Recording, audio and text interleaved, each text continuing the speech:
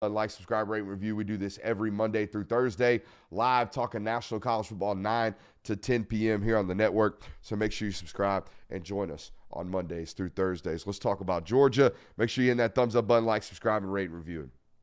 All right. Georgia obviously wins this football game 38-10. After the 75-yard touchdown run by Jalen Wright to start the football game, Georgia held Tennessee to 3.7 yards per play. 3.7. 3.7 yards per play after the first one-play scoring drive. And I actually, shouts out to the Lackadaisical security at Knoxville or Neyland Stadium. I actually was on the field during that first play and during some of the quote-unquote adjustments. I've told y'all this over and over again.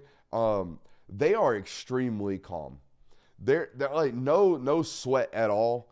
You can see some tension in pregame. You can, like, some of the photos that I take, you can see guys like taking deep exhales going. I got like 4 or 5 photos of dudes like just deep exhales because they're trying to slow their body or their heart rate down. But nonetheless, this football team's ability to walk off the field in an environment like that and be like, all right, let's go play ball. We're good. Like, wasn't no shaking the heads, wasn't no shrinking of the sphincters, none of that. Was just cool, calm, collected. Hey, it's all good. We just misfitted a little bit. Let's go back out here and correct these issues right here on these next couple of drives. They settle so incredibly fast. It's a testament to player leadership, but it's damn sure a testament to coaching as well, because there's never any panic. All right, and it comes directly from their head coach. Go look through every single photo we took today over on Dogs Daily. Go check them out. There's not a single smile on the face of Kirby Smart. Not one. Not one. There's not a single change in the reflection of his face. The emotions in his face from start to finish, he is melancholy the whole time. The whole time. And I think that football team resonates with that. They respond to that. They kind of have the identity of their football coach, which is nowadays, it used to be just spitfire and aggressiveness. Nowadays, it's almost like cool, calm, and collective with like an assertive tone. It's very much so changed from what I've noticed. Also, we're going to keep talking about it. We're going to keep giving the mans his flowers. I tweeted about it yesterday during the game. I've been covering Georgia since March of 2019. So that means I didn't get to see DeAndre Baker from like an up-close personal I covered him perspective. But I know what it was. Don't get me wrong. I watched it. I observed it. Still a football observer. Kamari Lassiter is the best corner that's played at Georgia during Kirby Smart's regime. He's the best cover corner. He tackles the best. He makes the best plays on the football. For years, we've seen Georgia defensive backs face guard, which means they're going to run, and as soon as the DB or the wide receiver's hands go up, they're going to stick their hands up. Rarely ever do they get their head turned around, but they're just going to play the man, right? And they're going to put their hands up at the last point, and they're going to try to disrupt or dislodge the football or play the ball through the hands. That is not what Kamari Lassiter does. Every single time the ball is coming towards Kamari Lassiter, his eyes are on it before the receivers are. His eyes are locked. That play Saturday where he's like this and he's tracking that damn football and he grabs it over the head of a falling Tennessee receiver and damn near intercepts it. Silly stuff. And it's the type of stuff that is going to live on Sundays. Because you know what? Like, perfect coverage doesn't exist in the NFL unless you can get your eyes on the football. Because you know who drops it in buckets every single time like that? So when you're face guarding, it doesn't really matter because the ball is going to be right over your fingertips into the hands of the receiver. NFL quarterbacks, they're that good. It's never going to be a problem for Kamari Lassiter, in my opinion. And it got quote tweeted right after I said it, right after the football game.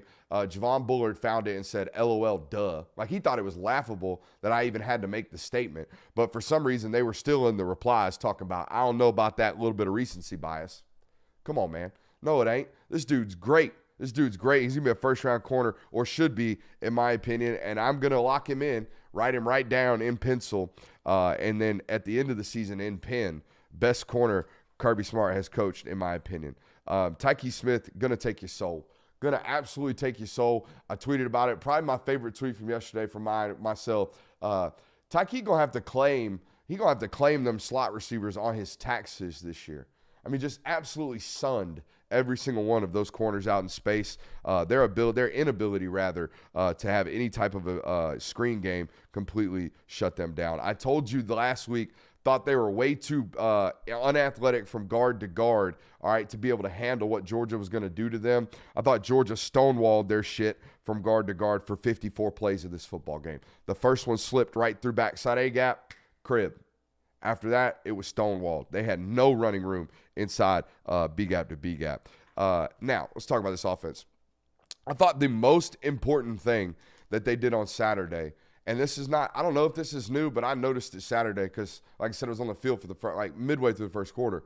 Dude, y'all as fans know that y'all wait until the quarterback and the center are like set, and then the center's butts up and like, all right, here comes the snap, and then everybody starts screaming. Well, what Georgia decided to start doing was rushing to the line of scrimmage, getting set, making Tennessee or making the opponent dictate what they were going to do, get all of their calls set up, and then start scattering and reset, all right, into something very similar. And then the crowd started getting really, really loud. So they were kind of running no huddle, but they weren't. They were just rushing to the ball before the crowd got really, really loud so they could establish snap count, play, design, everything when it's relatively quiet. And then the crowd starts ramping up, right? You guys have all been to football games. You don't scream as soon as the ball is set. You need to.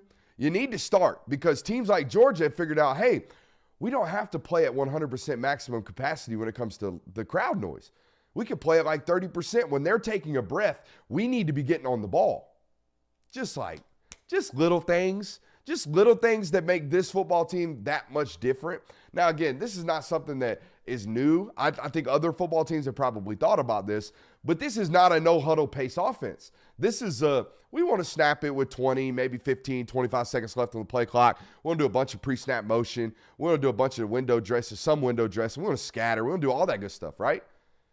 They lined up right on the ball and said, all right, what are y'all going to do? What are y'all going to line up in? Get the calls in. All right, let's get set. Now the crowd starts getting loud. Really, really easy to communicate at that point. And honestly, that's just kind of operational in terms of executional. I think they could have thrown for 500 yards in this football game. I think there was so much yardage available through the air. Tennessee was dictating so many bodies to the box as they typically do. UGA was really, really constipated themselves in the running game on Saturday night. They only rushed for 3.9 yards per carry. And this is an offensive line who's kind of really dominated. Like the longest rush in this football game was Arian Smith. It's outside jet zone, like jet sweep, get outside the tackle box, spread. That tells you exactly what I'm telling you right now. Tennessee dedicated a lot of bodies to the box and did a really, really good job of attacking and shedding blocks, tackle to tackle, right? It was really, really tough sledding in there on the ground.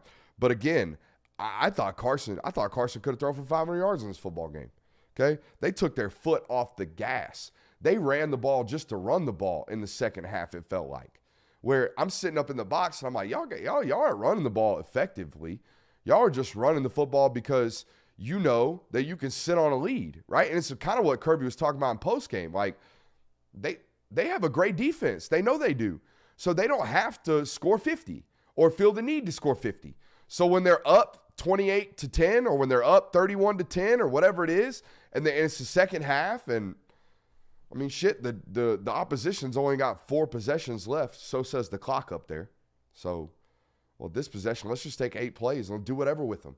But let's damn sure run the clock off, and now they only have 3 possessions left, and they're down 4 scores. We win the football game. We all get this, right? Simple math. That's the way they get to play it. Georgia gets to play it that way because they have a defense like that.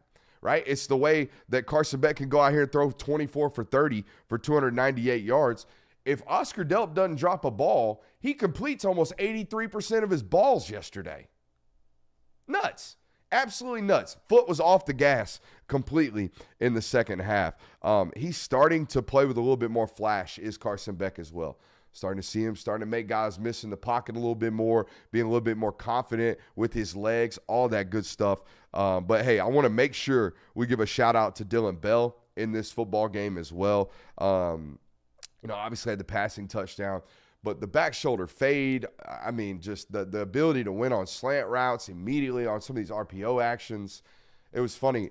I told patreon.com/Brooks Austin this summer. And I'm going to tell you, I'm going to relay it right now to you 4 months later. I told these guys in August, right during camp, right, that I had sources calling me and telling me, like, hey, we're going to be really, really good offensively. We're going to be really, really good, efficient. We're going to be really good. But whether or not we are going to be great, whether or not we're going to be like top 5, elite offense, can score with anybody, that's going to depend solely on Dillon Bell and Ra Thomas. How great can we be at the X position? All right, because sometimes it boils down to that, guys. Sometimes it boils down to it's 3rd and 7. Can that guy out there win a one-on-one? And if he can, we can convert the sticks. If he can't, we got to bring on the punt unit.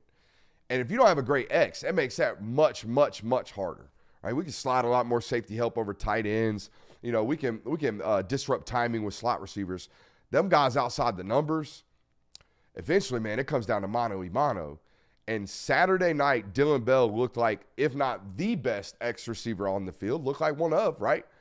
He looked like he could trade blows with anybody on that field and looked like he could get loose against anybody on that field. Looked explosive. And again, this offense will only be top end. It will only be top 5. It's going to be top 10. But it's only going to unlock that last infinity stone if you have one of these dominant X receivers that can really make these types of plays and really, at some point in a football game, kind of dictate coverage.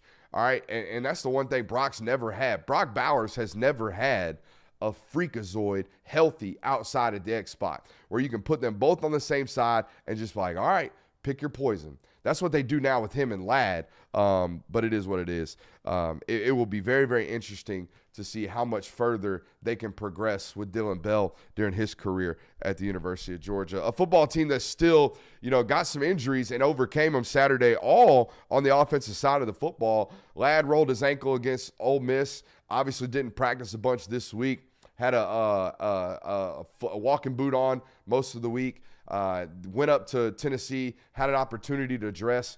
I believe that had they needed him and had it been a tight football game, his butt was going to play. All right. I know how that dude's cut. I know how he's wired. I also know that Kirby Smart knew he could win that football game by 28 points with Ladd McConkey on the bench. So that's exactly what he did. Felt pretty bad for Tate Ratledge as well to have Kirby called collided knees or bump knees with a Tennessee defender. And he, is left out of the rest of that football game. Shouts out to the hog tater he had in his mouth on the sideline, though. We love a dipping man at the University of Georgia. Shouts out Stetson Bennett. Ra Thomas had a foot thing. I don't know what the extent of that is, but they did say the X-rays were negative. Hey, Neyland Stadium's loud. Neyland Stadium is loud. I'm not going to lie to you. But ain't nothing loud about being down 3 scores in the third and fourth quarter. Hey, shouts out to you guys. Make sure you hit that thumbs up button, like, subscribe, and rate and review. And on your way out, I love you very, very much. If you are new today, make sure you hit that thumbs up button. Make sure you subscribe it, and make sure you're coming back tomorrow because we got film study. We got local hour, TTD, coming up at 8. We got national hour coming up at 9. And the boys will be back in studio tomorrow. Appreciate you guys. Thanks for all the super subs and all the birthday wishes. If you don't